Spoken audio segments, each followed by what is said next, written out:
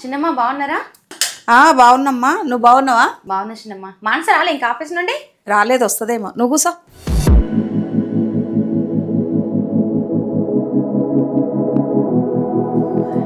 ఎన్ని రోజులకు వచ్చినావమ్మా? మీరు ఎట్లుర్రు? ఏం కథ?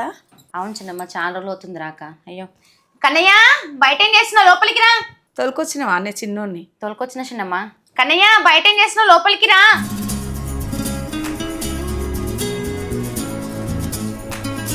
బాగున్నావా? ఇన్ని రోజులకు తీరిందా మీ అమ్మకి? ఏడ చిన్నమ్మ, ఏడైతే చెప్పి ఇంట్లో పిల్లలతోనే వాళ్ళకి వండి పెట్టా, స్కూల్కి పంపే, మళ్ళీ రాను వంట ఇదే. బయటకు పోవాలంటే అస్సలు తీరట్లేదు. అవును బిడ్డ, ఇది మాత్రం నిజం. ఎక్కడికైనా పోవాలంటే పిల్లలకు పొద్దుగాలు లేచి ఏం వండాలి, మళ్ళీ వాళ్ళకి ఏం పెట్టి పోవాలి, వాళ్ళు ఏం తింటారు, ఇవన్నీ చూసుకొని చేసుకొని ఇంట్లోకి బయలుదేరాలి. నాకు కూడా ఇక సేమ్ ప్రాబ్లము. కాకపోతే ఏంటంటే ఇప్పటోళ్ళని చూస్తుంటే ఎట్లుందంటే అడుగు తీసి అడుగు బయట పెట్టేటట్టు లేదు. విన్నావా? తోడబుట్టిన వాళ్ళతో కూడా ఫోన్లలో తప్ప కలిసి మాట్లాడుకునే టైం లేకుండా పోయింది. అవును చిన్నమ్మ, నువ్వు చెప్పేది ఆలోచిస్తే ఒక తల్లి కడుపులో పుట్టిన వాళ్ళు కూడా పరాయి వాళ్ళగా ఫోన్లో మాట్లాడుకోవాల్సి వస్తుంది.